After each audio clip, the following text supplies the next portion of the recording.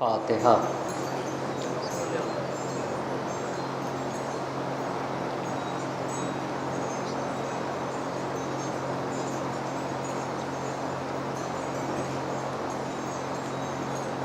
لا حول ولا قوة إلا بالله العلي العظيم۔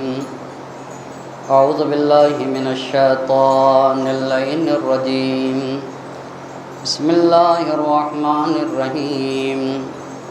الحمد لله رب العالمين، الصلاة والسلام على أشرف الأنبياء والمرسلين، خاتم النبيين سيدنا ومولانا أبي القاسم محمد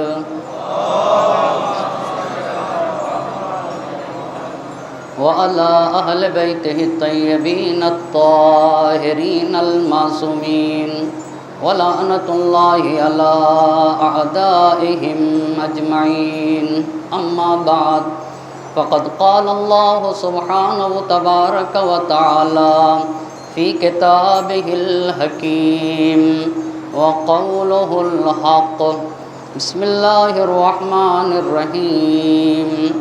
التائبون العابدون الحامدون السائحون الراكعون الساجدون الآمرون بالمعروف والناہون عن المنکر۔ صلوات پڑھیں بر محمد۔ عشرہ مجالس کی 7ویں گفتگو ہے اور عنوان گفتگو ہے کربلا گام بگام۔ اس عنوان پہ گفتگو کرنے کے لیے قرآن مجید کی جس آیہ مبارکہ کو سرنامے سخن قرار دیا ہے، اس میں اللہ مصلحین کے صفات کو بیان کر رہا ہے کہ سماج اور معاشرے میں جو لوگ بدلاؤ لاتے ہیں، جنہیں ہم اور آپ مصلح کہا جاتا ہے یا امر بالمعروف اور نہی عن المنکر کرنے والا کہا جاتا ہے، ان کی پہلی صفت یہ ہونا چاہیے کہ وہ خود پہلے پاک و پاکیزہ بنے، کیونکہ پاک و پاکیزہ ہی انسان سماج میں بدلاؤ لا سکتا ہے۔ التائبون، آب توبہ سے اپنے وجود کو طیب و طاہر بنائیں۔ العابدون، سماج اور معاشرے میں بدلاؤ کے لیے شجاعت کی ضرورت ہے اور اس کے لیے خدائے وحدہ لا شریک سے جڑنا ہوگا، اسی لیے دوسری صفت بیان کی کہ وہ صرف اور صرف اپنے خالق و مالک کی عبادت کریں۔ الحامدون، اور اسی اپنے پروردگار کی حمد و ثنا کریں، کسی اور کی تعریف نہ کریں، وہ اپنے خالق اور مالک کی حمد و ثنا کریں۔ چوتھی صفت السائحون، کائنات کے ذرے ذرے میں وہ خدا کو دیکھتے ہیں، یعنی کائنات کا ذرہ ذرہ انہیں خالق اور مالک تک پہنچاتا ہے، یعنی وہ کائنات کے ذرے کو دیکھ کر یہ کہتے ہیں اگر اثر ہے تو مؤثر ضرور ہوگا، اگر کوئی پیدا کی ہوئی چیز ہے جسے ہم اور آپ مخلوق کہتے تو اس کا خالق بھی ضرور ہوگا۔ یہ 4 باتیں۔ 5ویں بات، رکوع میں سر جھکا کر کے کہتے ہیں سبحان ربی العظیم و بحمدہ، ہمارا پروردگار بے عیب ہے، اس میں کسی طرح کی کوئی کمی نہیں پائی جاتی، عظمتوں کا مالک ہے میرا خدا اور میں اس خدا کی حمد و ثنا کرتا ہوں۔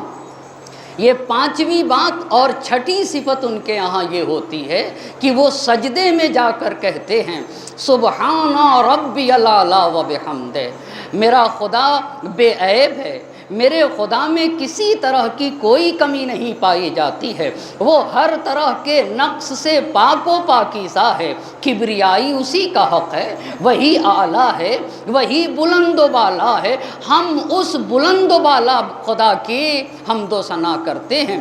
ان 6 صفات کے حامل ہونے کے بعد اب انسان سماج اور معاشرے میں بدلاؤ لائے گا۔ وہ کیسے بدلاؤ لائے گا؟ الآمرون بالمعروف، اب آئے گا سماج اور معاشرے میں اچھائیوں کو عام کرے گا، والناہون عن المنکر، اور برائیوں کے ختم کرنے کی کوشش کرے گا۔ امام حسین علیہ السلام کے اتنے عظیم یادگار انقلاب کے اہداف اور مقاصد میں سے ایک بنیادی مقصد حسین کا یہی امر بالمعروف اور نہی عن المنکر تھا۔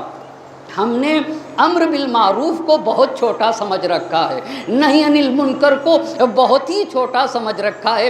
میرا موضوع نہیں، میں کبھی اور عرض کروں گا کہ امر بالمعروف اور نہی عن المنکر کتنا عظیم مقصد ہے۔ حسین مصلح اعظم ہیں، حسین کے یادگار انقلاب کو واقعہ کربلا کہا جاتا ہے، لیکن واقعہ کربلا کو سمجھنے کے لیے نبی گرامی کی تاریخ کو سمجھنا ہوگا۔ اسی لیے بغیر کسی تمہید کے کل جہاں تک بات عرض کی تھی وہیں کے اوپر جڑ جاؤں گا۔ باتیں اب تک اتنی عرض کی گئی کہ اللہ کے نبی حضرت محمد مصطفیٰ صلی اللہ علیہ وآلہ وسلم 17 ربیع الاول سن 1 عام الفیل کو مکہ مکرمہ میں پیدا ہوئے۔ جب 40 سال کے ہوئے تو مبعوث برسالت ہوئے، یہاں تک عام الفیل ختم ہو جاتا ہے۔ اس کے بعد بعثت کا زمانہ 13 سال، اسلام اترنے کے 13 سال تک مکہ مکرمہ میں رہے، بعثت کا زمانہ ختم ہوا، ہجرت کر کے مدینہ منورہ آئے۔ ہجرت کے پہلے سال مسجد النبی بنائی اور عقد اخوت قائم کیا۔ ہجرت کے دوسرے سال جناب مولائے کائنات کی شہزادی دو عالم کے ساتھ شادی ہے اور جنگ بدر ہے۔ ہجرت کے تیسرے سال امام حسن علیہ السلام کی ولادت ہے اور جنگ احد ہے۔ ہجرت کے چوتھے سال مدینے میں امام حسین علیہ السلام کی ولادت اور جناب فاطمہ بنت اسد کی وفات ہے۔ ہجرت کے 5ویں برس جنگ خندق ہے، جس کو جنگ احزاب بھی کہا جاتا ہے، اور ہجرت کے 6 برس صلح حدیبیہ، ہجرت کے 6 برس صلح حدیبیہ ہے۔ صلح حدیبیہ میں ایک بات عرض کرنا کل رہ گئی تھی۔ صلح حدیبیہ میں اللہ کے نبی نے یہ جو 1400 مسلمان گئے تھے نبی گرامی کے ساتھ، ان سب سے بیعت لیے صلح کرنے کے بعد، اس بیعت کو بیعت رضوان کہا جاتا ہے، اور اسی بیعت کا دوسرا نام بیعت تحت الشجرہ کہا جاتا ہے۔ چونکہ وہ بیعت درخت کے نیچے لی گئی تھی، اسی لیے اس بیعت کو کیا کہا جاتا ہے؟ بیعت تحت الشجرہ۔ پس صلح حدیبیہ میں صلح ہوئی تھی کس کے ساتھ؟ قریش کے ساتھ۔ بیعت کس سے لی گئی ہے؟ مسلمانوں سے بیعت لی گئی۔ بیعت کس چیز کی لی گئی تھی؟ بیعت کس چیز کی لی گئی تھی؟ بہت توجہ کریے گا۔ بیعت اس بات کی لی گئی تھی کہ دیکھو اگر جنگ ہو جائے تو نبی کو تنہا چھوڑ کے تمہیں بھاگنا نہیں ہوگا، اس بات کی بیعت لی تھی، اور نبی کے ساتھ دین اسلام کی راہ میں تمہیں قربانی دینا ہوگا۔ پس صلح حدیبیہ کے ساتھ بیعت رضوان جڑی ہوئی ہے۔ اسی بیعت رضوان کو کہا جاتا ہے بیعت تحت الشجرہ۔ چونکہ یہ بیعت درخت کے نیچے لی گئی تھی، اس لیے اسے بیعت تحت الشجرہ کہا گیا ہے۔ یہ صلح حدیبیہ ہجرت کے کون سے سال ہوئی ہے؟ ہجرت کے 6 برس۔ ہجرت کے 7ویں سال خیبر فتح ہے، اور ہجرت کے 7ویں ہی برس عمرے کی قضا کی گئی ہے۔ اچھا، فدق بھی ہجرت کے 7 ہی سال ملا ہے۔ ہجرت کے 8ویں برس فتح مکہ ہے۔ ہجرت کے 8ویں برس فتح مکہ ہے۔ فتح مکہ ہی پہ ہمارے اور آپ کی بات رک گئی تھی۔ ایک صلوات کا سہارا دے تو میں فتح مکہ عرض کروں۔ اب ایک سوال یہ ہے کہ فتح مکہ کیا ہے اور کیوں مکہ کو فتح کیا ہے؟ ابھی تک ہجرت کا 8واں برس ہے، مگر مکے میں بت پرستی ہے، مکے میں کفار و مشرکین ہیں، تو فتح مکہ کیا ہے؟ صلح حدیبیہ کی ایک قرارداد یہ تھی کہ جو رسول کے ساتھ دوستی کرنا چاہے وہ کس کے ساتھ دوست ہو جائے؟ رسول کا دوست ہو جائے۔ جو قریش کا دوست بننا چاہتا ہے وہ کس کا دوست ہو جائے؟ وہ قریش کا دوست ہو جائے۔ تو قبیلے بنی خزاعہ رسول خدا کا دوست، اور قبیلے بنی بکر کس کا دوست ہوا ہے؟ قریش کا دوست ہوا ہے۔ لیکن ہوا کیا کہ قبیلے بنی بکر نے قبیلے بنی خزاعہ کا قتل عام کیا اور اس میں قریش بھی شریک رہے۔ تو قریش جب شریک ہوئے تو قبیلے بنی خزاعہ کے ایک فرد نے نبی گرامی سے آ کے شکایت کی کہ اللہ کے نبی، ہم پہ ظلم ہوا، ہمارا قتل عام کر دیا گیا، آپ ان سے بدلہ لیجئے۔ لہٰذا پیغمبر پاک ہجرت کے 8ویں برس 10,000 کا لشکر لے کے گئے ہیں۔ کتنے ہزار کا لشکر لے کر گئے ہیں؟ 10,000 کا لشکر مدینے سے لے کے گئے مکہ مکرمہ کے قریب پہنچے ہیں۔ بہت توجہ کرے گا میرا مجمع۔ چاروں طرف آگ جلا دی گئی۔ اب ادھر سے دیکھا کہ ابو سفیان آ رہا ہے، ابو سفیان کو گرفتار کیا گیا، گرفتار کر کے پیغمبر پاک کے پاس لایا گیا۔ تو ابو سفیان نے اسلام تو قبول نہیں کیا تھا دل سے، ہاں استسلم، ظاہر ضرور کیا تھا کہ میں مسلمان ہو گیا ہوں، تاکہ ابو سفیان کی جان بچ جائے، ابو سفیان کی جان بچ جائے۔ اب 10,000 کا لشکر، نبی گرامی 10,000 کا لشکر لے کے مکہ مکرمہ یعنی خانہ کعبہ میں داخل ہوئے۔ چاروں طرف سے مشرکین اور کفار گھیرے ہوئے، نبی گرامی 10,000 کا لشکر لے کر پہنچ رہے ہیں۔ نبی پاک نے سب سے پہلے طواف کیا خانہ کعبہ کا۔ طواف کرنے کے بعد اپنے اونٹ سے نیچے اترے، نیچے اترنے کے بعد علی مرتضیٰ کو اپنے دوش پہ سوار کیا۔ سوار کرنے کے بعد امیر المومنین نے خانہ کعبہ کی دیواروں پہ جتنے بت رکھے تھے اشارے کرتے جاتے تھے، ہر بت منہ کے بل گرتا جاتا تھا، اور امیر المومنین قرآن کی اس آیت کی تلاوت کرتے تھے، قل جاء الحق وزہق الباطل ان الباطل کان زہوقا۔ حق آیا، باطل جا کے رہے گا، اور باطل چلا جانے والا ہے، باطل ایک دن مٹ کے رہے گا۔ بڑی عظیم بات ہے، باطل مٹ کے رہے گا۔ چاروں طرف سے آپ کو پتہ ہے پوری زندگی ان قریش نے پیغمبر پاک کو ستایا ہے۔ پھر پیغمبر پاک یہ جملہ اپنی زبان پہ جاری کر رہے تھے، لا الہ الا اللہ وحدہ لا شریک لہ صدق وعدہ ونصر عبدہ۔ خدا ایک ہے، وہ وحدہ لا شریک ہے، اس خدا نے اپنے کیے ہوئے وعدے کو سچا کر کے دکھایا، اور اس نے اپنے بندے محمد مصطفیٰ صلی اللہ علیہ وآلہ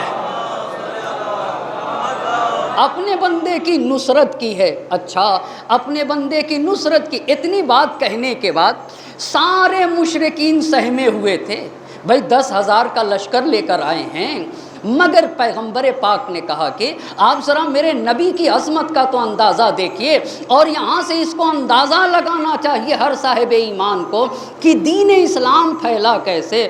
سب سہمے ہوئے تھے، تو پیغمبر پاک نے ان سے کہا کہ ماذا تقولون وماذا تظنون، یہ بتاؤ مجھ نبی کے بارے میں تمہارا کیا خیال ہے؟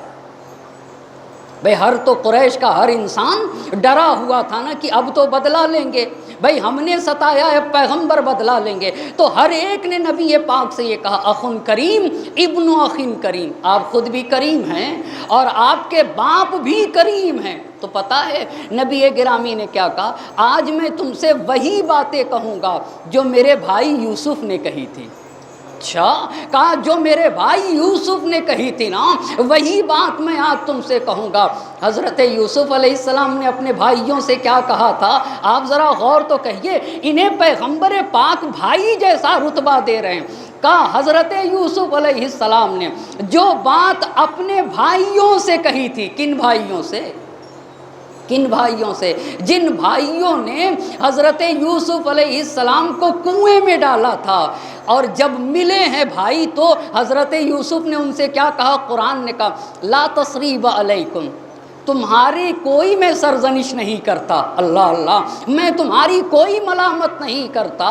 دیکھو ان اللہ یغفر الذنوب لکم، میرا خدا تمہارے گناہوں کو معاف کر دے گا، وہ بڑا مہربان خدا ہے، وہ بڑا رحیم خدا ہے۔ پیغمبر پاک نے اسی آیت کی تلاوت کر دی ہے، اور پیغمبر پاک نے یہی جملہ کہا۔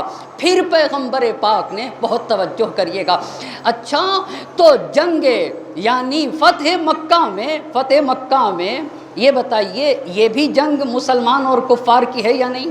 یہ بھی جنگ مسلمان اور کفار کی ہے۔ تو جو بھی اسیر ہوتا ہے، اگر مرد ہے تو وہ کیا ہوگا؟ غلام ہو جائے گا، اور اگر عورت ہے تو وہ کیا ہو جائے گی؟ کنیز ہو جائے گی۔ فتح مکہ میں ابو سفیان کو اسیر کیا گیا، یعنی ابو سفیان غلام ہوئے۔ توجہ کرے گا میرا مجمع۔ امیر شام یزید کے باپ کو اسیر کیا گیا تو امیر شام بھی غلام۔ اچھا، ہندا کو بھی جو یزید کی دادی ہے اسے بھی اسیر کیا گیا تو ہندا کیا ہوگی؟ کنیز۔ اچھا، اب اگر کسی کو اسیر کر کے غلام اور کنیز بنا لیا جائے، توجہ کرے گا میرا مجمع، غلام اور کنیز بنا لیا جائے، اور غلام اور کنیز پہ پھر رحم کھا کے انہیں آزاد کر دیا جاتا ہے۔ کیا کہا؟ غلام اور کنیز بنانے کے بعد رحم کھا کے انہیں آزاد کر دیا جاتا ہے۔ اگر غلام اور کنیز بنا کے رحم کھا کے انہیں آزاد کر دیا جائے تو اسے کہتے ہیں طلقاء۔ اسے کیا کہا جاتا ہے؟ طلقاء۔ وہ غلام اور وہ کنیز جن پر رحم کھا کے آزاد کیا جائے اسے کیا کہتے ہیں؟ طلقاء۔ تو اب طلقاء کون کون ہوا؟ ابو سفیان طلقاء ہوا، اچھا امیر شام بھی کیا ہوئے؟ طلقاء ہوئے، اور ہندا بھی طلقاء ہوئے، اور جتنے کو غلام اور کنیز بنا کے آزاد کیا ہے سب کے سب کیا ہو جائیں گے؟ طلقاء ہو جائیں گے۔ اسی لیے جب نبی نے ان سے پوچھا میرے بارے میں تمہارا کیا خیال ہے تو سب نے کہا کہ آپ کریم ہیں، آپ کے والد بھی کریم ہیں۔ تو پیغمبر پاک نے کہا اذهبوا فانتم الطلقاء۔ کیا ہوا؟ اذهبوا فانتم الطلقاء، چلے جاؤ میں نے تم سب کو آزاد کر دیا۔ یہ پیغمبر بدلہ لے لیتے دشمن پہ، قدرت پا کے دشمن کو معاف کر دینا یہ میرے نبی کی سیرت ہے۔ ابو سفیان جیسے دشمن کو اس کے اوپر قابو پانے کے بعد پس مکے میں، اچھا مکے میں سب کو معاف کر دیا۔ بھئی جنگ بدر کا جو بانی اسے معاف کیا، احد میں جو آ کے لڑا اسے معاف کیا، خندق میں جو آ کے لڑے انہیں سب کو معاف کر دیا۔ اچھا سب کو معاف کر دیا۔ اس کے بعد ظہر کا وقت آیا، ظہر کا وقت آیا تو ہجرت کا 8واں برس ہے۔ بلال سے کہا بلال کعبے کی چھت پہ جاؤ۔ آپ کو پتا ہے بلال کو میں نے ایک دن کہا تھا نا، بلال کی کھال کالی تھی، بلال حبشے کے رہنے والے تھے، بلال کی کھال کالی تھی، بلال شین کی جگہ سین بولتے تھے، مگر کردار کے اتنے دھنی انسان تھے، اتنے دھنی انسان تھے، ایمان کی اس منزل پہ فائز تھے کہ نبی پاک نے فتح مکہ پہ حضرت بلال سے کہا کہ بلال آپ کعبے کی چھت پہ جا کے اذان کہو۔ کئی صدیوں کے بعد کعبے کی چھت سے ندائے توحید بلند ہوئی ہے، اشہد ان لا الہ الا اللہ کی آواز مکے میں گونج رہی تھی تو قریش کو باتیں کھل رہی تھی۔ ایک کالا انسان آ کے وہ ہمیں کلمہ سکھائے گا، بہت توجہ کرے گا میرا مجمع۔ اے کاش اسلام کی عظمت کو انسان سمجھ لیتا۔ یہاں خاندان کی بنیاد پہ فضیلت نہیں ملتی ہے، یہاں رنگ کی بنیاد پہ فضیلت نہیں ملتی ہے، یہاں گھرانے کی بنیاد کے اوپر فضیلت نہیں ملتی ہے، یہاں تو کردار دیکھا جاتا ہے، یہاں تو کیریکٹر دیکھا جاتا ہے، یہاں تو روحی صفات دیکھے جاتے ہیں، یہاں تو اخلاق دیکھے جاتے ہیں۔ جو جتنا پاک ہوتا ہے اتنا ہی زیادہ عظمتوں کا مالک ہوا کرتا ہے۔ تو بلال اذان دے رہے تھے اور کچھ لوگ کعبے کی دیوار سے چپکے ہوئے کہہ رہے تھے بڑا اچھا ہوا میرا بابا مر گیا۔ بہت توجہ کریے گا، اور اس نے یہ آواز نہ سنی اس لیے کہ میرا باپ یہ آواز سنتا تو اس کو تکلیف ہوتی۔ کیوں؟ اس لیے کہ وہ مشرک تھا اور یہ ندائے توحید ہے۔ ایک کہہ رہا تھا، دوسرے نے کہا کہ اگر میں ان کو سچا مانتا تو ایمان لے آیا ہوتا۔ تو ابو سفیان بولا کہ ایسی باتیں نہ کہو، وگرنہ یہ جو کعبے کے پاس کے کنکر ہیں نا، یہ کنکر بھی محمد مصطفیٰ کو جا کے تمہاری باتیں بتا دیں گے۔ اللہ اللہ، کہا یہ باتیں نہ کہو وگرنہ یہ کنکر جا کے باتیں محمد مصطفیٰ کو بتا دیں گے۔ اچھا اتنے میں میرے نبی گزر گئے اور جبرائیل امین آ کے ساری باتیں ان کی بتا گئے تھے، ساری باتیں ان کی بتا گئے تھے جبرائیل امین۔ نبی نے اس سے پہلے والے سے کہا تم نے یہ کہا تھا، دوسرے والے سے کہا تم نے یہ بات کہی تھی، بس انہوں نے وہی کے اوپر نبی کا کلمہ پڑھ لیا، ساری سب کی باتیں بتا دیں۔ اچھا اذان ہو گئی، اذان کے بعد کوہ صفا پہ گئے۔ کوہ صفا وہی پہاڑی ہے جہاں سے انسان جہاں طواف میں کے بعد جا کے سعی کرتا ہے صفا مروہ کے درمیان، وہاں پہ بیعت کا سلسلہ شروع ہوا۔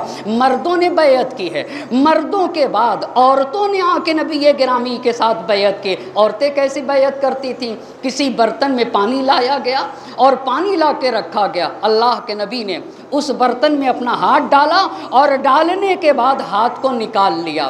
وہاں عورتوں کے بیعت کرنے کا طریقہ یہ تھا، ہر خاتون آتی تھی اس برتن میں اپنا ہاتھ ڈال کے نکال دیتی تھی، اسے کہتے ہیں بیعت کا طریقہ خواتین کا۔ ہندہ نے بھی نبی گرامی کے ساتھ بیعت کی۔ ہندہ کون ہے؟ ہندہ کون ہے؟ یزید کی دادی، معاویہ کی ماں اور ابو سفیان کی بیوی۔ ایک صلوات پڑھیں بر محمد اور آل محمد۔ یہ ہوئی فتح مکہ، یہ ہوئی فتح مکہ۔ فتح مکہ کے بعد بہت توجہ کریے گا، اس کا مطلب کیا ہوتا ہے؟ اس کا مطلب اب میرا مجمع بہت توجہ کرے گا، اب تاریخ کا رخ بدلنے والا ہے۔ تاریخ کا رخ، ابھی تک ابو سفیان مسلمان نہیں، ابھی تک ہندہ مسلمان نہیں، اور ابھی تک امیر شام بھی مسلمان نہیں، پر اب 8 ہجری میں کوئی بتا سکتا ہے اسلام کو آئے کتنے سال ہو گئے؟ 13 سال مکے کے اور 8 سال یہ، کتنے سال ہو گئے؟ 21 سال ہو گئے نا۔ 13 اور 8 کتنے ہو جائیں گے؟ 21 سال ہو گئے، یعنی اسلام کے آئے 21 سال ہو گئے۔ ابو سفیان نے اسلام لایا تھا 21 سال کے بعد اسلام، امیر شام بھی 21 سال کے بعد، ہندہ بھی 21 سال کے بعد اسلام لائے۔ کیا صرف دکھایا ہے کہ ہم مسلمان ہو گئے تاکہ ان کی جان بچ جائے؟ اب ہجرت کے 8ویں ہی برس فتح مکہ کے بعد جنگ حنین ہے۔ جنگ حنین کسے کہتے ہیں؟ بہت توجہ کرے گا میرا مجمع، یہیں سے پتہ چل جائے گا۔ آپ یہ بتائیے کسی کے سر کو جھکا سکتے ہیں؟ بہت غور کریے گا۔ ایک انسان بے بس ہو جائے، جیسے 10,000 کا لشکر آیا تھا، ابو سفیان بے بس اب کچھ بھی نہیں کر سکتا، آپ اس کا سر تو جھکا سکتے ہیں پر اس کے دل میں تبدیلی نہیں لا سکتے، اس کی نفرت کو محبت سے نہیں بدلا جا سکتا ہے۔ ہاں تھوڑی دیر کے لیے آپ اس کا سر جھکوا لیجئے، اس کے ہتھیار ڈال دیجئے، اور ہتھیار تو لے سکتے ہیں پر اس کے نفرتوں کو محبت سے نہیں بدلا جا سکتا۔ جنگ حنین کہاں پہ ہوئی ہے؟ مکے اور مدینے کے درمیان۔ توجہ کریے گا، جب مسلمان فتح مکہ سے فارغ ہوئے اور یہ خبر پھیل گئی کہ مکہ فتح ہوا، تو حوازن قبیلے کا نام ہے اور حنین جگہ کا نام ہے۔ حنین کیا ہے؟ حنین جگہ کا نام ہے۔ چونکہ مقام حنین پہ یہ جنگ ہوئی اس لیے اس کو جنگ حنین کہتے ہیں، اور قبیلے حوازن کے ساتھ یہ جنگ ہوئی اس لیے اس کو جنگ حوازن کہا جاتا ہے۔ صحیح ہو گئی بات؟ بس حوازن قبیلے لڑا ہے، اور کہاں لڑا ہے؟ مقام حنین پہ۔ اس لیے اس کو حنین ہوئی کیوں؟ جب مکہ فتح ہوا تو ایک شخص ہے قبیلہ حوازن کا سردار مالک بن عوف، نام کیا ہے اس کا؟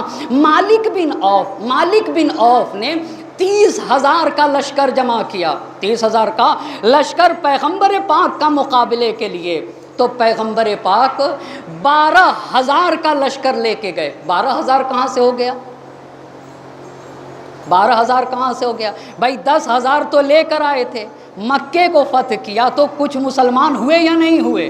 مکے کو جب فتح کیا تو 2,000 مسلمان بڑھ گئے، اس میں کتنے بڑھ گئے؟ 2,000 بڑھ گئے، اور جنگ حوازن میں یہ نئے مسلمان بھی گئے۔ کون گیا؟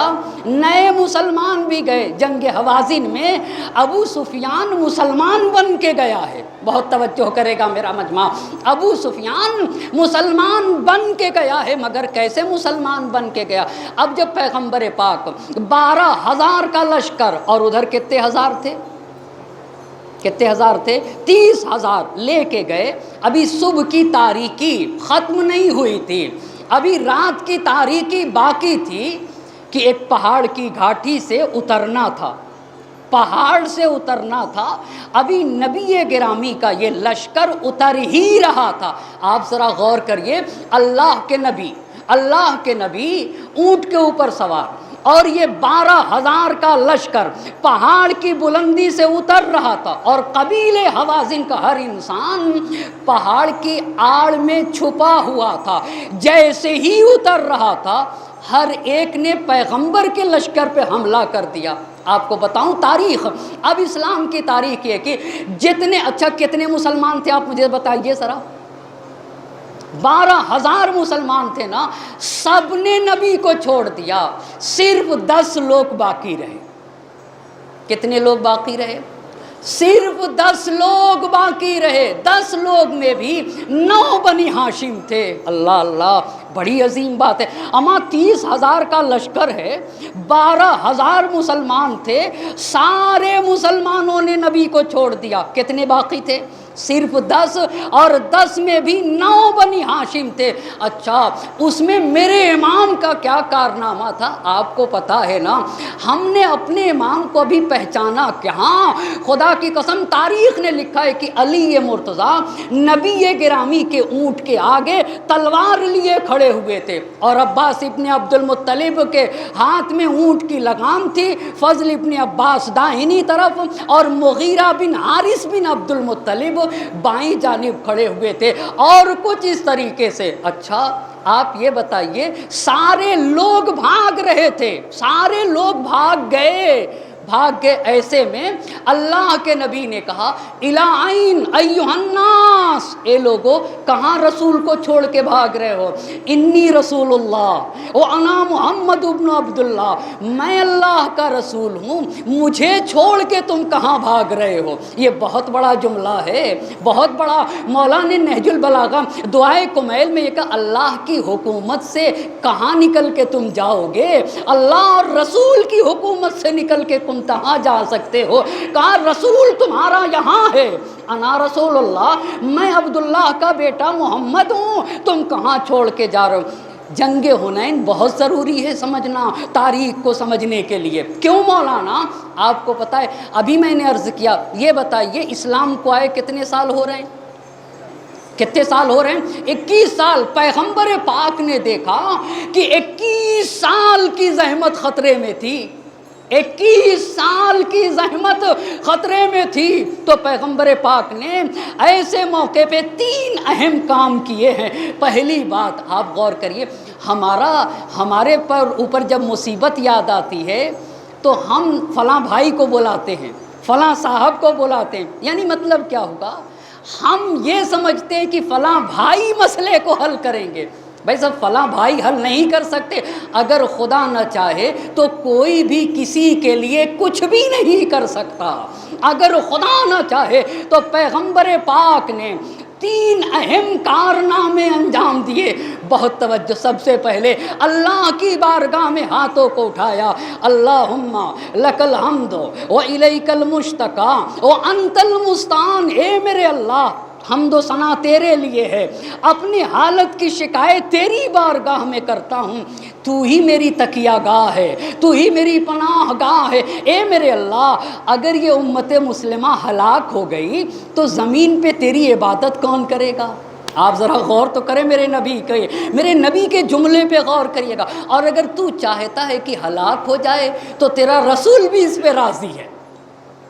اگر یہ امت مسلمہ ہلاک ہو گئی تو زمین پہ تیری عبادت کون کرے گا؟ اور اگر تو یہی چاہتا ہے کہ زمین پہ تیری عبادت نہ ہو، زمین پہ تیری عبادت کرنے والا کوئی انسان نہ رہے، تو تیرا نبی بھی اور تیرا رسول اور میسنجر بھی اسی کے اوپر راضی ہے۔ یہ پہلی بات اللہ کے نبی نے کہی۔ دوسری بات، عباس ابن مطلب کی آواز بڑی بلند آواز تھی۔ سماج اور معاشرے میں کچھ لوگوں کی آوازیں بڑی بلند ہوتی ہیں، مگر میں ایک بات کہنا چاہوں گا، اللہ جس کو جن نعمتوں سے نواز دینا، وہ سمجھا کرے کہ اللہ کی یہ نعمت ہے، اسے راہ خدا میں لگنا چاہیے، راہ اہل بیت میں لگنا چاہیے، دین محمد مصطفیٰ کی راہ میں لگنا چاہیے۔ اچھا، عباس سے کہا، اے عباس، ان بھاگنے والوں کو بلاؤ۔ بھاگنے والوں کو بلاؤ، کا ایسے بلاؤ، یا معاشر الاصحاب، اے اصحاب پیغمبر واپس آ جاؤ، یا معاشر، یا اصحاب بیعت الشجرہ، کون سی بیعت ہے یہ؟ بیعت رضوان نہ، اے وہ لوگ جنہوں نے بیعت رضوان میں بیعت کی ہے نبی کے ہاتھوں پہ، کہ نبی کو چھوڑ کے بھاگو گے نہیں، واپس پلٹ کے آ جاؤ، یا اصحاب سورۃ البقرہ، اے سورہ بقرہ کے اصحاب واپس پلٹ کے آ جاؤ، واپس پلٹ کے، ہلموا الیہ، میری طرف واپس پلٹ کے آ جاؤ۔ کیا تمہیں وہ یاد نہیں وہ وعدہ جو تم نے اپنے رسول سے کیا تھا، اپنے رسول سے کیا تھا؟ خاک اٹھا کے ان کی طرف پھینک رہے تھے، اسلام بچ جائے، مگر دو عظیم باتیں عرض کرنا چاہوں گا عزیزان محترم۔ جنگ حنین میں جہاں کچھ مسلمان کھڑے رہے، 9 بنی ہاشم، جب یہ آواز دی گئی نبی گرامی کی طرف سے نا، تو ایک خاتون تھی، اس کو تفسیر قمی نے، علی ابراہیم قمی شیعہ عالم دین، تفسیر قمی میں لکھا ہے کہ ایک خاتون تھی نصیبہ خاتون تھی، جو مسلمان نبی کو چھوڑ کے جا رہا تھا، خاک اٹھا کے اس کے چہرے پہ پھینکتی جا رہی تھی اور کہتی جا رہی تھی، رسول کو چھوڑ کے کہاں جا سکتے ہو، اللہ کو چھوڑ کے تم بھاگتے ہو۔ بہت توجہ کرے گا میرا مجمع۔ اور اس کے بعد دیکھا کہ دوسرے خلیفہ بھاگتے ہوئے جا رہے ہیں، دیکھا دوسرے خلیفہ بھاگتے ہوئے جا رہے ہیں، ماں ایسی خاتون پہ میری جان قربان ہو جائے۔ ایک مرتبہ انہیں روک کے کہا، ویلک ما ھذا الذی صنعت، وائے ہو تم پہ، یہ تم کیا کر رہے ہو، اب وائے ہو تم پہ، یہ تم کیا کر رہے ہو۔ پتہ ہے تاریخ نے کیا لکھا ہے؟ آپ جا کے تفسیر قمی کو تو دیکھیں، انہوں نے خاتون سے کیا کہا، ھذا امر اللہ، یعنی رسول کو چھوڑ کے بھاگنا یہ امر خدا ہے۔ اچھا ایک صلوات پڑھیں بر محمد اور آل محمد۔ کیا ہے؟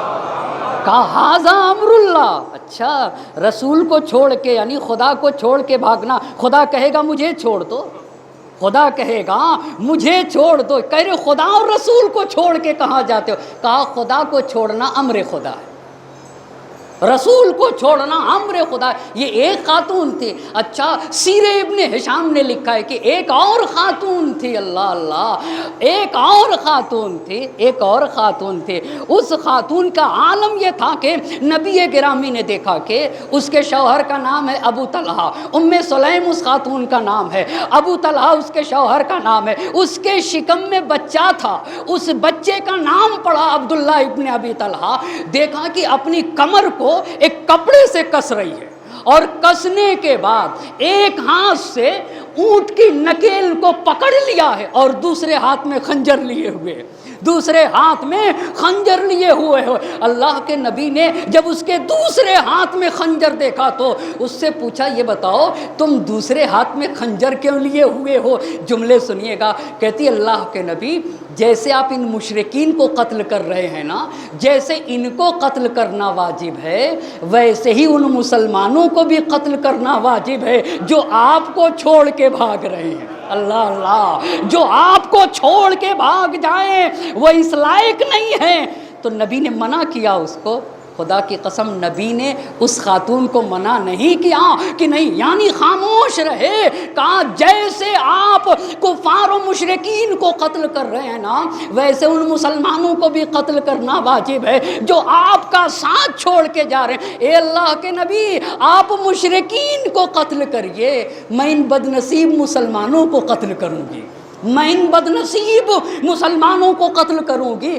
اس جذبے کے ساتھ عورتیں آتی، ایک جملہ کہوں، اما اگر بت پرست خاتون نبی کے کلمہ پڑھ لے نبی کا کلمہ پڑھ لے تو اس کا ایمان یہاں تک پہنچتا ہے، تو زینب کے ایمان کا کیا اندازہ ہوگا، ام کلثوم کے ایمان کا کیا اندازہ ہوگا، جو اپنے شکم میں بچہ لیے ہوئے ہو اور خنجر سے کہہ رہی اپنے نبی کا دفاع کروں گا، تو زینب کو حق ہے نا کہ کہیں رسن بد جائے گی، مگر اس میں تو میں صرف اور صرف اچھا ہی دیکھ رہی ہوں، اس لیے کہ رسن بدھے گی مگر دین خدا بچ جائے گا، نام محمد مصطفیٰ بچ جائے گا۔ ایک صلوات پڑھیں گے بر محمد اور آل محمد۔ اچھا، پھر اس کے شوہر نے آ کے اس سے پوچھا کہ یہ خنجر کیوں لیے ہوئے ہو، تو قسم کھا کے کہا خدا کی قسم اگر ایک مشرک بھی میرے سے نزدیک ہوا تو اسی خنجر کے ذریعے سے اس کا پیٹ پھاڑ دوں گے۔ ان لوگوں کو نبی گرامی نے دعا دی ہے، ادھر نبی نے دعا کی، ادھر عباس نے مجمع کو بلایا، ادھر یہ کردار، تو بھاگے ہوئے مسلمانوں میں 100 لوگ جمع ہوئے ہیں۔ کتنے لوگ جمع ہوئے ہیں؟ 100 لوگ جمع ہوئے، تب جا کے شکست خوردہ جنگ فتح میں بدلی ہے، تب جا کے شکست۔ اچھا اب سنیے گا، اب یہاں پہ یہ تاریخ طبری سے نقل کر رہا ہوں، تاریخ طبری سے ایک بات یاد رکھ لیجئے گا، جو بات دل میں رہتی ہے نا وہ زبان پہ آ ہی جاتی ہے، جو بات دل میں رہتی ہے وہ زبان پہ آ ہی جاتی ہے۔ تاریخ طبری اٹھا کے دیکھیے نا، جب مسلمان بھاگنے لگے تو تاریخ طبری نے بھی لکھا ہے، سیرہ ابن ہشام نے بھی، یہ تاریخ کی اہم کتابیں ہیں اس لیے ان کا نام لے رہا ہوں، سیرہ ابن ہشام نے بھی لکھا ہے کہ کچھ لوگوں کے چہرے کھلنے لگے۔ یہ کون لوگ تھے جن کے چہرے کھلنے لگے؟ آپ سمجھیے کہ یہ واقعاً مسلمان ہوئے تھے یا صرف لباس اسلام پہن رکھا تھا۔ ایک مرتبہ سانپ اپنا فن کاڑھے ہوئے سامنے آتا ہے، یہ اتنا خطرناک نہیں ہے، یہ اتنا خطرناک نہیں ہے، اس لیے کہ سامنے کھڑا ہوا ہے، بچ جائے گا۔ ایک مرتبہ مارے آستین بن کے، مارے آستین میں چھپا ہوا سانپ ہوتا ہے۔ آگ دو طرح سے ہوتی ہے، ایک مرتبہ انگارہ ہے سب کے سامنے، مگر ایک مرتبہ انگارہ راکھ کے اندر چھپا ہوا ہوتا ہے، راکھ کے اندر چھپا ہوا ہوتا ہے۔ بھائی جانے والا جا رہے سمجھ رہا ہے راکھ، پیر پڑی تو دیکھا کہ بھائی انگارے تھا، انگارہ اور جل گیا۔ ابو سفیان 8 ہجری کے بعد بالکل ایسا ہی ہو گیا جیسے انگارہ ہو مگر راکھ کے اندر چھپی ہوئی ہو۔ کیا انگارہ اور راکھ کے اندر چھپا ہوا ہو، ایک سانپ ہو جو آستین میں چھپا ہوا ہو۔ اچھا، تو تاریخ نے لکھا کچھ لوگوں کے چہرے کھل گئے، اس میں سے ایک ابو سفیان، صرف چہرے کھلے ہی نہیں، دل کی بات زبان سے بھی کہہ دی۔ ابو سفیان نے کہا اب تو یہ بھاگنے والے دریا تک بھاگیں گے، یہ خوشی میں کہہ رہے تھے، یعنی اب دیکھیں گے یہ بھاگنے والے دریا تک بھاگیں گے۔ اور ایک انہی 8 ہجری میں مسلمان ہوئے 9 مسلم نے کہا کہ الا بطل السحر اليوم، آج محمد کا جادو باطل ہو گیا، آج محمد کا جادو باطل ہو گیا، مگر جانے قربان ہو جائیں محمد کے بھائی علی مرتضیٰ کے اوپر جو غالب کل غالب ہے، اللہ اللہ، اسی کے بیٹے کو پردے غیب میں ہے نا، جب پردے غیب سے پردہ ہٹا کے آنے والا آئے گا تو بڑی پیاری بات کہی ہے پیام اعظمی صاحب نے، اٹھے گا شور صفے کارزار سے بھاگو، برس رہی ہے اجل ذوالفقار سے بھاگو، کوئی کہے گا نبی کے دیار سے بھاگو، کوئی کہے گا نبی کے دیار سے بھاگو، صدا کسی کی نکل کر مزار سے بھاگو، قبائے ظلم و تشدد کو پھاڑنے والا پھر آ گیا در خیبر اکھاڑنے والا۔ ایک صلوات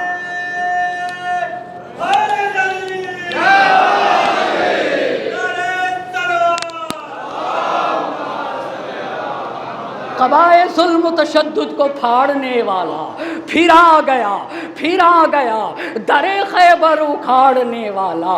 یہ بنی ہاشم کی جافشانیاں تھی، سارے لوگ نبی کو چھوڑ کے بھاگ گئے۔ اب آپ کو پتا چلا یہ کیسے مسلمان ہیں، یہیں سے اب تاریخ بدلنا شروع ہو جائے گی۔ کیوں کربلا میں حسین کو قتل کر دیا گیا؟ یہ 8 ہجری ختم ہوئی، اب 9 ہجری میں پہنچتے ہیں۔ ہجرت کے 9ویں سال جنگ تبوک ہے، کیا ہے جنگ تبوک؟ مولانا جنگ تبوک بھی مختصر لفظوں میں بیان کریے۔ جی ہاں، جنگ تبوک بھی بیان کرتا چلوں گا۔ جنگ تبوک کیا ہے؟ روم والوں نے جنگ موتا میں نے کل ہی پڑھا ہے نا، کل ہی پڑھا۔ ایک اور گزارش کروں مگر ایک صلوات کا سہارا دے بر محمد اور آل محمد۔ اچھا، گزارش یہ ہے کہ انشاءاللہ بعد مجلس تابوت اون و محمد برآمد کیے جائیں گے۔ آپ تمام حضرات سے شرکت کی پرخلوص استدعا ہے۔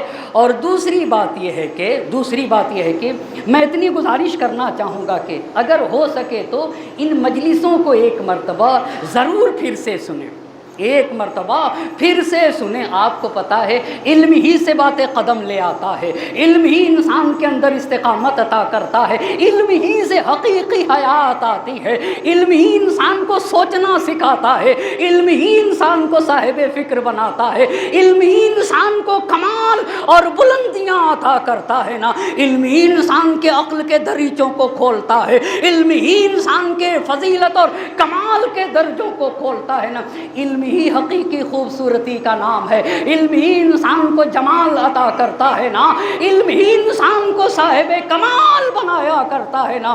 اور یہ حسین کی فرش عزا بچھائی ہی اسی لیے جاتی ہے تاکہ تاریکیوں سے نکالا جائے، تاکہ ظلمتوں سے نکالا جائے، تاکہ اندھیروں سے نکالا جائے۔ کتنا عظیم یادگار انقلاب حسین شہید کا ہے۔ اسی لیے تو جوش ملی آبادی نے کہا تھا کس طریقے سے تخت و تاج کو نیست و نابود کیا ہے۔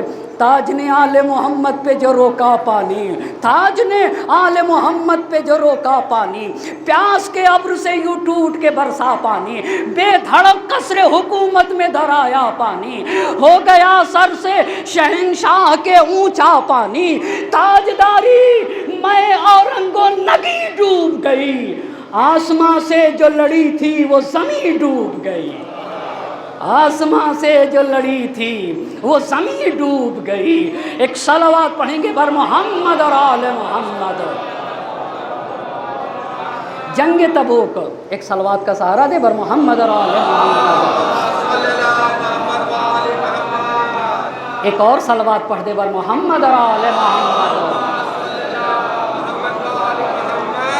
ہجرت کے 9ویں سال، میں بعض باتیں جلدی عرض کر رہا ہوں، میری مکمل فکر یہ ہے کہ کہیں ایسا نہ ہو کہ 10-12 ہجری تک یہیں پہ عشرہ ختم ہو جائے۔ انشاءاللہ 40 ہجری تک، کم از کم سن 40 ہجری تک چلنے کی کوشش کی جائے گی، اور پھر انشاءاللہ اللہ نے حیات دی نا تو اسی ترتیب کے ساتھ انشاءاللہ سال آئندہ اور پھر حقیقی کردار سید الشہداء کا انشاءاللہ عرض کروں گا۔ جہاں تک ہو سکے گا اپنے سامعین کی خدمت میں باتوں کو عرض کروں گا۔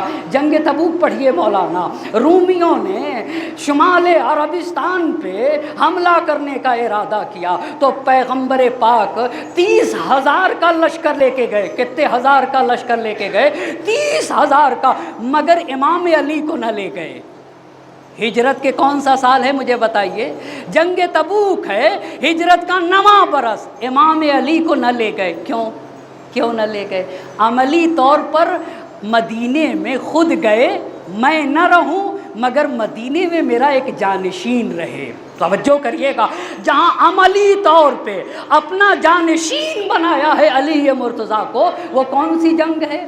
وہ جنگ تبوک ہے۔ 30,000 کا لشکر لے کے گئے پر علی مرتضیٰ کو نہ لے کے گئے۔ تو کچھ لوگ مولا سے کہنے لگے رسول اب آپ سے محبت نہیں کرتے ہیں، رسول اب آپ کو چاہتے نہیں ہیں، رسول اسی لیے آپ کو نہیں لے کے گئے۔ تو پتہ ہے میرے نبی نے علی مرتضیٰ سے کیا کہا؟ ان المدینۃ لا تصلح الا بی او بک۔ اے علی، مدینے کی اصلاح 2 ہی صورت میں ہو سکتی ہے، یا مجھ نبی کے ذریعے سے ہوگی یا تمہارے ذریعے سے ہوگی۔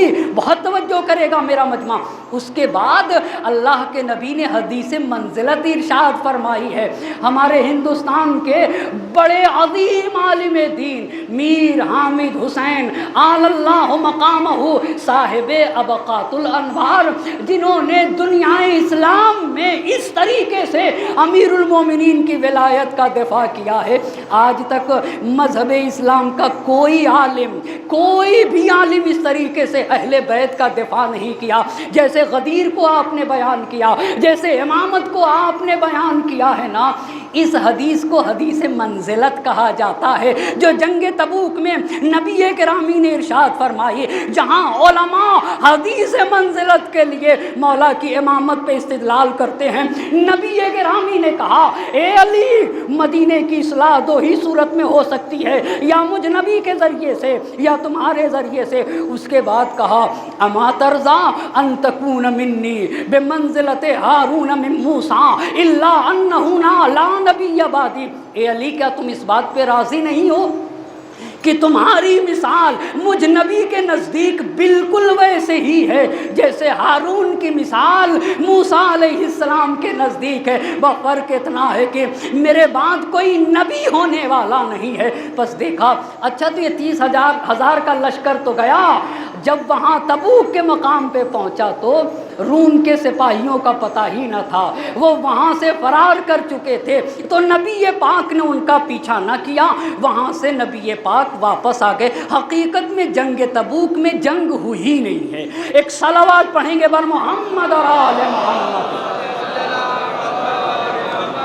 اچھا، میں اب آپ سے پوچھنا چاہوں گا، فتح مکہ کب ہوئی ہے؟ تھوڑا سا آپ بھی میرا ساتھ تو دیں.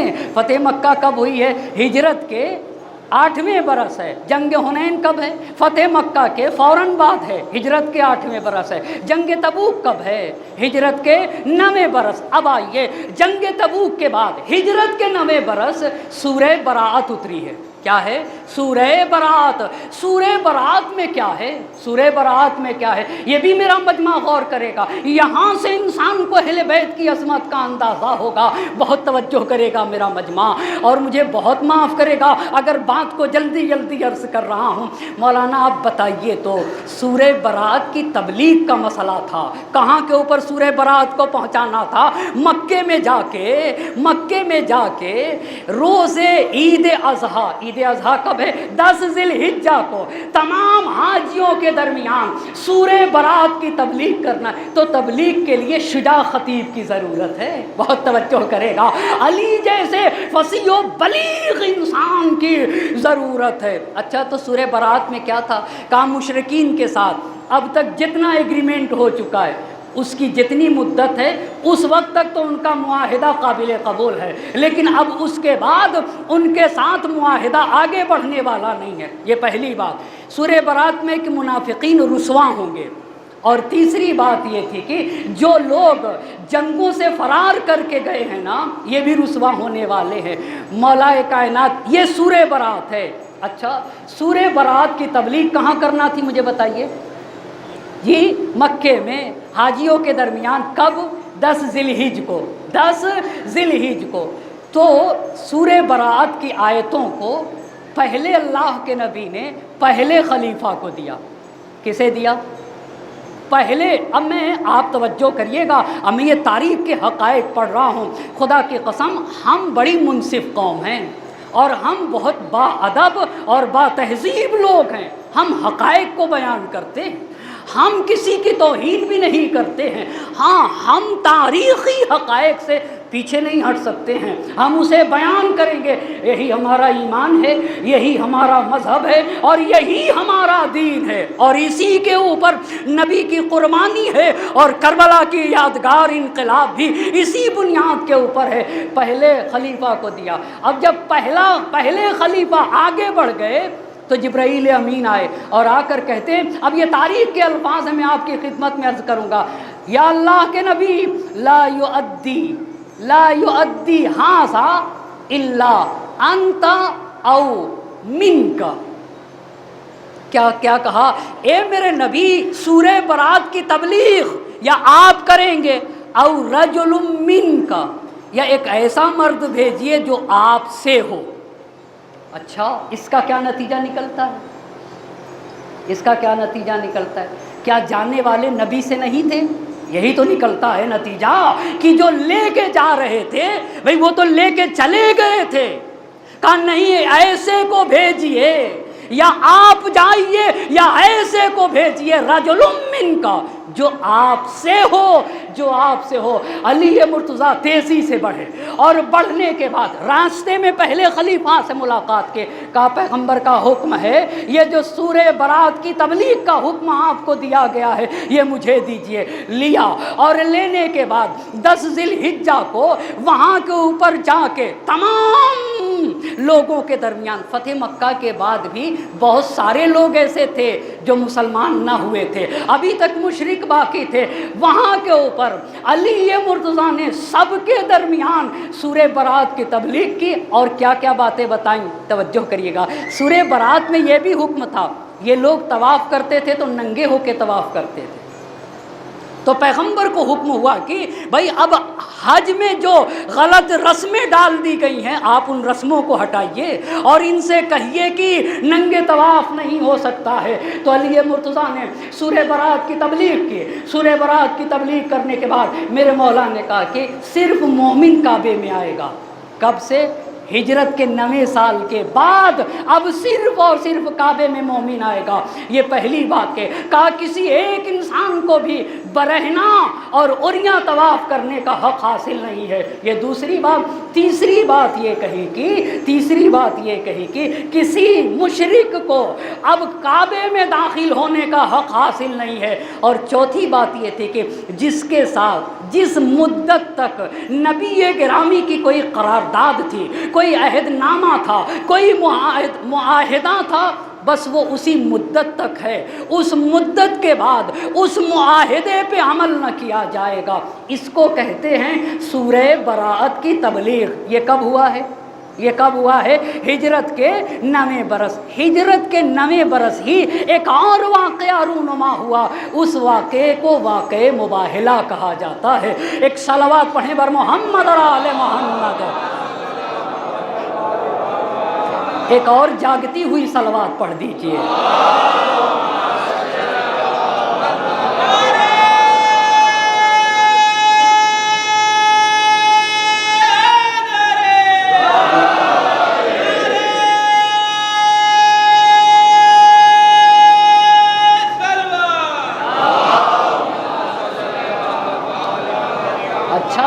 واقع مباہلہ کیا ہے؟ ہجرت کے کس کے ساتھ ہوا تھا؟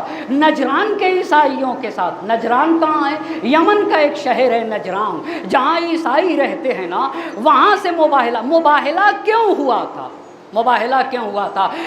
نجران کے عیسائی آئے تھے اور آنے کے بعد نبی گرامی سے کچھ سوال کیے اور اس میں سے ایک سوال یہ کیا حضرت عیسیٰ علیہ السلام کے بارے میں آپ کا کیا کہنا ہے؟ اسلام کا کیا کہنا ہے حضرت عیسیٰ علیہ السلام کے بارے میں؟ تو نبی گرامی نے کہا کہ حضرت عیسیٰ علیہ السلام اللہ کے بندے. وہ کیا ہے؟ اللہ کے بندے ہیں. تو ان لوگوں نے کہا کہ نہیں, عیسیٰ اللہ کے بندے نہیں, وہ اللہ کے بیٹے ہیں. کیا کہا؟ اللہ کے بیٹے ہیں. توجہ کرے گا میرا مجمع, بس مباہلے کو ختم کر دوں گا. اللہ کے بیٹے. مباہلہ کیوں ہوا تھا؟ وہ کہہ رہے تھے کہ اللہ کے بیٹے ہیں اور نبی کیا کہہ رہے تھے؟ اللہ کے بندے ہیں. اچھا مان نہیں رہے تھے تو قرآن کی آیت اتری, ان مثل عیسیٰ عند اللہ کمثل آدم خلقہ من تراب ثم قال له کن فیکون. عیسیٰ کی مثال اللہ کے نزدیک آدم جیسی ہے. آدم کو مٹی سے پیدا کیا اور پھر کہا ہو جا تو ہو گئے. یعنی کیا مطلب؟ یعنی قرآن کہہ رہا ہے, عیسائیوں سے کہہ رہا ہے کہ اگر تم کہتے کہ جو بچہ بغیر باپ کے پیدا ہو تو وہ خدا کا بیٹا ہے, تو تم آدم کو کیوں نہیں خدا کا بیٹا کہتے؟ بھئی آدم کو بھی تو کہو خدا کا بیٹا, اس کے تو نہ باپ ہے نہ ماں ہے. آپ غور کریے ذرا سا, بھئی ان کے تو نہ باپ ہے نہ ماں ہے, انہیں کیوں نہیں کہتے؟ فَبُہِتَ الَّذِي كَفَرَ. اب کیا کرتے بھائی؟ مبہوت ہو گئے نا, پھر بھی نہیں مانے. کچھ لوگ بڑے کٹ حجتی کرتے ہیں, اما حق واضح ہونے کے بعد بھی کہیں سے ماننے کے لیے تیار نہیں ہوتے. یہ بزدل انسان کا کام ہے. شجاع انسان حق بات کے واضح ہونے کے بعد فوراً تسلیم ہو جاتا ہے۔ اب جب نہ مانے تو پیغمبر کو حکم ہوا کہ فمن حاجک فیہ من بعد ما جاءک من العلم فقل تعالوا ندعو ابناءنا وابناءکم ونساءنا ونساءکم وانفسنا وانفسکم ثم نبتہل فنجعل لعنۃ اللہ علی الکاذبین۔ اے میرے نبی ان سے کہیے تم اپنے بیٹوں کو لے کر آؤ، ہم اپنے بیٹوں کو لے کر آتے ہیں، تم اپنی عورتوں کو لے کر آؤ، ہم اپنی عورتوں کو لے کر آتے ہیں، تم اپنے نفسوں کو لے کر آؤ، ہم اپنے نفسوں کو لے کر آتے ہیں۔ آپ کو پتا ہے مباہلہ اہل بیت کی فضیلت پہ سب سے بڑی دلیل مباہلہ ہے۔ تمام مسلمانوں کا اتفاق ہے نبی جن کو لے کر گئے تھے میدان مباہلہ میں کون کون تھا؟ علی مرتضیٰ، فاطمہ زہرا، امام حسن اور امام حسین، 4 اور 5ویں نبی تھے۔ مباہلے ہی کے بعد ہمارے درمیان یہ اصطلاح رائج ہوئی ہے پنجتن 5 ہیں۔ یہ پنجتن 5 کی اصطلاح کہاں سے آئی ہے؟ یہ میدان مباہلہ سے آئی ہے۔ اور جب یہ گئے نا، توجہ کرے گا میرا مجمع، جب یہ میدان میں لے کے گئے تو ایک روایت یہ کہتی ہے علی مرتضیٰ آگے آگے، امام حسن داہنے جانب، امام حسین بائیں جانب، شہزادی دو عالم پیچھے پیچھے۔ تو جو سب سے بڑا پادری تھا ابو حارثہ، اس نے کہا کہ یہ بتاؤ یہ آگے والا کون ہے؟ تو کہا یہ ان کے بھائی ہیں، یہ ان کے داماد ہیں۔ کہا یہ داہنے جانب کون؟ کہا سبط اکبر ان کے نواسے ہیں۔ کہا یہ بائیں جانب کون؟ کہا چھوٹے نواسے حسین نے۔ کہا پیچھے کون؟ کہا ان کی بیٹی ہیں جو بذات الرسول ہیں، سب سے زیادہ جن سے نبی محبت کرتے ہیں۔ آپ کو پتہ ہے ایک بات بتا دوں، خطرے میں انسان اپنی اولاد کو نہیں ڈالتا ہے، خطرے میں اپنی اولاد کو نہیں ڈالتا ہے۔ کوئی بھی اپنے داماد کو، اپنے نواسے کو، اپنی بیٹی کو خطرے میں نہیں ڈالتا۔ ابو حارثہ کہنے لگا اماں یہ تو اپنے قریبی رشتہ داروں کو لے کر آئے ہیں، یقیناً یہ اپنے دعوے میں سچے ہیں۔ اچھا، اور کہا اتنی جرات کے ساتھ یہ آ رہے ہیں، یہ اپنے دعوے میں سچا ہی ہوگا۔ اور جب بیٹھے میدان مباہلہ میں، خدا کی قسم اگر مباہلہ پڑھوں تو 1 گھنٹے تک پڑھتا رہوں گا، مگر مجھے آگے جانا۔ اور جب میدان مباہلہ میں بیٹھے ہیں تو اس نے کہا یہ تو ایسے بیٹھے ہیں جیسے انبیاء جب مباہلے کے لیے آتے تھے تو بیٹھتے تھے۔ اگر ان سے مباہلہ ہو گیا 1 سال گزرنے نہیں پائے گا، زمین پہ کوئی بھی عیسائی باقی نہ رہے گا، کوئی بھی عیسائی باقی نہ رہے گا۔ اچھا، تو مباہلے میں امام حسین کتنے بڑے تھے؟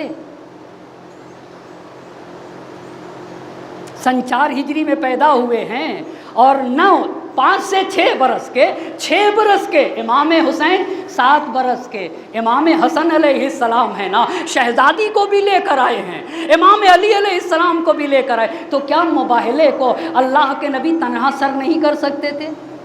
جی کیا مباہلہ نبی تنہا فتح نہیں کر سکتے تھے؟ علی کو کیوں لے کر آ گئے؟ امام حسن کو کیوں لے کر آئے؟ امام حسین کو کیوں لے کر آئے؟ ارے فاطمہ کو کیوں لے کر آ گئے؟ کیوں فاطمہ کو لے کر آ گئے؟ قرآن نے کہا ہے اپنے بیٹوں کو لے کر آئیے، اپنے نفسوں کو لے کر آئیے۔ قرآن نے کہا ہے اپنی عورتوں کو لے آئیے۔ اما اپنی عورتوں کو قرآن نے کہا اور ایک عورت لے کے گئے، اپنے نفسوں کو قرآن نے کہا اور ایک علی کو لے کے گئے، اپنے اولادوں کو قرآن نے کہا حسن و حسین کو لے کے گئے۔ آپ کو پتا ہے دنیا کے سارے لوگ ایک طرف اور علی مرتضیٰ اکیلے ہوں گے، یہ مباہلہ نے بتایا ہے۔ ساری عورتیں ایک طرف، شہزادی دو عالم ایک طرف ہوں گے، سارے خلائق ایک طرف، حسن و حسین ایک طرف ہوں گے۔ ایسے ہی تھوڑی جوش نے کہا تھا نازش نوع بشر فخر ابو جد حسین، مفرد و مستند و اشرف و امجد حسین۔ اما جس پہ فاطمہ ناز کرے اسے حسین کہا جاتا ہے، جس پہ علی فخر کرے اسے حسین کہا جاتا ہے، جس پہ مشیت الہی ناز کرے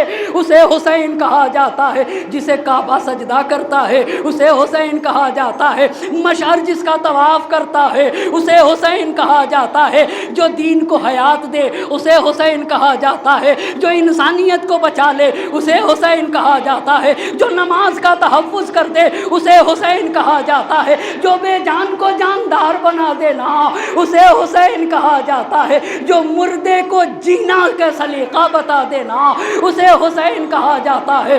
نازش نوع بشر فخر ابو جد تھے حسین، مفرد و مستند و اشرف و امجد تھے حسین، سجدہ کرتا تھا جسے کعبہ وہ معبد تھے حسین، نقطۂ پختگی فکر محمد تھے حسین۔ یہ نہ ہوتے تو یقین سید گماں ہو جاتا، اگر حسین نہ ہوتے تو یقین شک میں بدل جاتا، اگر حسین نہ ہوتے تو ایمان وہم میں بدل جاتا، اگر حسین نہ ہوتے تو ایمان شک و وہم میں بدل جاتا، یہ نہ ہوتے تو یقین سید گماں ہو جاتا، آخری شعلہ پیغام دھواں ہو جاتا۔ ایک صلوات پڑھیں بر محمد اور آل محمد، ایک اور صلوات پڑھ دیجئے بر محمد اور آل محمد۔ سو سوال باقی ہے،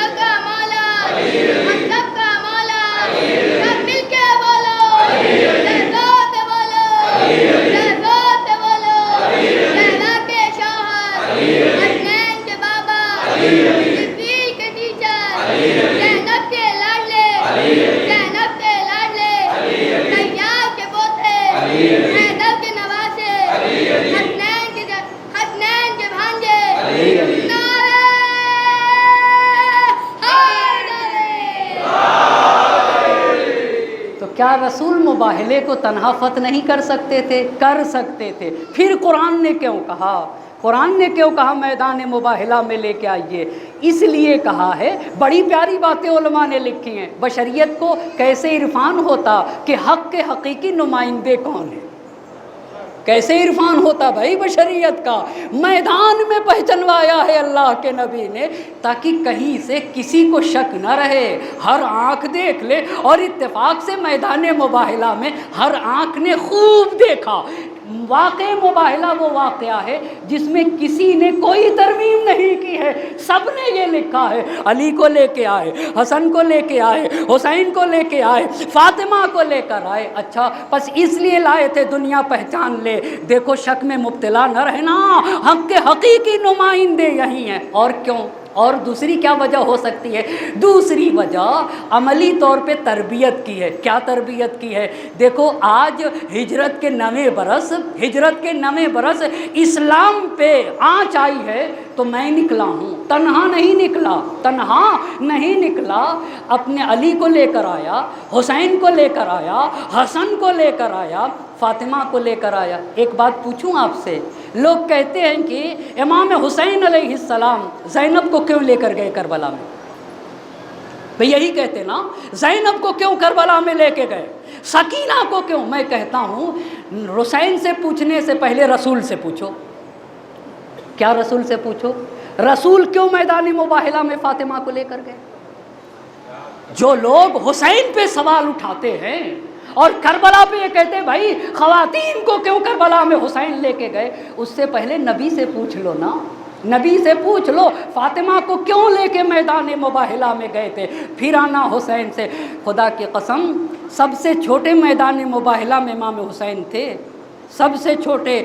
شاید نبی کو یہ بتانا ہو کہ حسین کربلا تمہارے ذریعے وجود میں آئے گی، چونکہ حسین کو جب آغوش میں لیا ہے تب بھی نبی روئے ہیں، بڑی عظیم باتیں کہی ہیں علماء نے۔ آج تو زینب کے شہزادوں کا مصائب پڑھنا ہے نا، اون و محمد کے مصائب پڑھنا ہے، مگر انشاءاللہ کبھی اللہ نے توفیق دی تو میں عظمت جناب زینب کو بتاؤں گا، لیکن آج وقت نہیں ہے۔ آپ کو پتہ ہے نقیب فتح شہ مشرقین بن کے اٹھی، نہ تھے حسین تو زینب حسین بن کے اٹھی، جس نے حسین کے یادگار انقلاب کو بچایا ہے اسے حسین کہتے ہیں۔ کربلا، فارسی زبان کے شاعر نے کتنی پیاری بات کہی ہے، کربلا در کربلا می موند گر زینب نبود، کربلا میں دفن ہو جاتی اگر حسین اپنے ساتھ زینب کو نہ لے کر آئے ہوتے. آپ کو پتہ ہے زینب حسین کی شہادت کے بعد روتی نہ تھی. شہادت ماں جائے کی شہادت کے بعد روتی نہ تھی. سیسا پلائی ہوئی دیوار بنی تھی. مجھے میرے ماں جائے کے پیغام کو پہنچانا ہے, مجھے حسین کے پیغام کو پہنچانا ہے. اور اگر کوئی زینب سے کہتا کہ کربلا کے بعد آپ واپس چلی جائیے, تو ہرگز زینب نہ جاتی, ہرگز زینب نہ جاتی. اس زینب کے ماں جائے کو رونے کے لیے اور ان کے تابوت اٹھانے کے لیے ہم اور آپ جمع ہوئے ہیں. آپ کو پتہ ہے زینب حسین سے کیسی محبت کرتی تھی. اگر حسین کہیں سوئے ہوتے تھے اور دروازے کے سوراخ سے سورج کی کرنیں زہرا کے لال پہ پڑتی تھی تو زینب وہاں کھڑی ہو جاتی تھی. نہیں چاہتی تھی کہ حسین کے جسم اقدس پہ سورج کی کرنیں پڑیں. زینب کو گوارا نہ تھا. اللہ اللہ. عبداللہ نے بھی بڑا اہتمام کیا ہے. ہمارے چوتھے امام کا بیان ہے کہ جب حسین کا قافلہ مکے سے باہر نکل رہا تھا تو حضرت عبداللہ نے اپنے 2 بیٹے اون و محمد کو خط دے کر بھیجا تھا. اون و محمد آئے, مکے کے قریب آئے, حسین سے ملنے کے بعد کہا کہ آقا میرے بابا نے یہ خط دے کے بھیجا ہے. عبداللہ نے کہا تھا کہ حسین کربلا نہ جائیے گا, میں اپنے بیٹوں کے ذریعے سے یہ خط بھیج رہا ہوں, جیسے ہی میرا خط ملے آپ واپس چلے آئیے گا. حسین آپ کی جان خطرے میں ہے. دنیا یہ دیکھ رہی تھی حسین کی جان خطرے میں ہے, مگر حسین یہ دیکھ رہا تھا کہ اسلام خطرے میں ہے. میں اپنی جان تو دے دوں گا مگر اسلام کو بچا لوں گا. بس عزیزان محترم, اتنے میں عبداللہ پہنچ گئے. جب عبداللہ پہنچے تو حسین کو روکنے کی بڑی کوشش کی حضرت عبداللہ نے, جناب زینب کے شوہر نے. تو حسین نے مکے کے باہر یہ کہا تھا, عبداللہ میں نے اپنے نانا کو خواب میں دیکھا ہے اور میرے نانا نے مجھ سے کہا ہے کہ حسین تم ہی اس کام کو انجام دو گے اور تمہیں ضرور انجام دینا ہے. تو عبداللہ نے پوچھا کہ وہ آپ کے نانا نے جو آپ سے بات کہی ہے وہ بات کیا ہے؟ تو حسین نے کہا خدا کی قسم جب تک حسین زندہ ہے وہ باتیں میں نہیں بتا سکوں گا. جب حسین دنیا سے چلا جائے گا تب بھی ان باتوں کو نہ بتاؤں گا. عبداللہ مایوس ہو گئے. عبداللہ نے ان محمد سے کہا اے میرے بچوں اپنے ماموں کے کام آ جانا اور جب بھی کوئی مشکل وقت پڑے تو دیکھو اپنے ماموں پہ قربان ہونے کے لیے تیار رہنا. اجرکم اللہ. جہاں یہ عبداللہ نے اہتمام کیا ہے, علماء نے لکھا ہے کہ عبداللہ کو اتنا یقین نہیں تھا کہ دشمن اس حد تک گرے گا کہ حسین کو قتل کر دیا جائے گا, اسی لیے احتمالی صورت پہ اپنے بچوں کو لگایا تھا. یہ عبداللہ کا کردار تھا. لیکن جب عاشور کی رات آئی اور یہ طے ہو گیا کہ کل سب قربان ہو جائیں گے, تو جہاں عام مائیں اپنے بچوں کو سمجھا رہی تھی وہیں زینب اپنے بچوں کو لیے ہوئے یہ کہہ رہی تھی میرے لال اور محمد دیکھو تمہیں دادا کی شجاعت دکھانا ہے, نانا علی مرتضیٰ کی شجاعت دکھا دینا. اے میرے بچوں کل بابو میں کام آ جانا. اور جب قربانیوں کا سلسلہ شروع ہوا زینب ماں جائے کے قریب آ گئی, اپنے سر کو جھکا لیا. ہائے رے حسین, زینب کچھ کہنا چاہتی ہے. بہن کیا کہنا چاہتی ہو؟ میرے ماں جائے کو مرنے کی میرے بچوں کو مرنے کی اجازت دے دو. اجرکم اللہ. حسین کے لیے بڑا سخت تھا, بڑا سخت تھا. اجرکم اللہ. ایک مرتبہ حسین نے اس نے جہاد دیا, زینب کے بچے میدان جہاد میں آئے. عجب نہیں, بھائی نے دوسرے بھائی سے کہا بھیا ارے فرات کی طرف نہ جانا, پانی نہ پینا, سکینہ پیاسی ہے, زینب سکینہ پیاسی ہے, اصغر پیاسے ہیں. ارے بچے شہید ہو گئے, لاش آیا، زینب کو پتہ چلا، ارے میں نے واپس آنے کے لیے نہیں بھیجا تھا۔ آواز دی گئی شہزادی آپ کے لاڈلے حسین پہ کام آ گئے۔ زینب نے مالک کا شکر ادا کیا مگر روئی نہیں، مجھے میرے ماں جائے کے پیغام کو پہنچانا ہے۔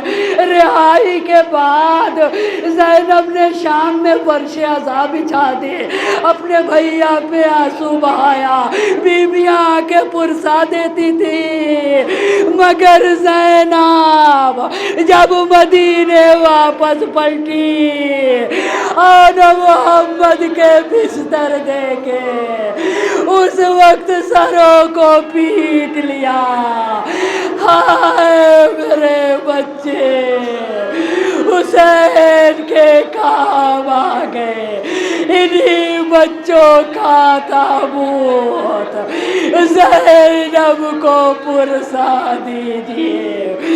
زینب حسین کی بارگاہ میں سرخ رو ہو گئی، فضا میں کوہرام وا زینبا۔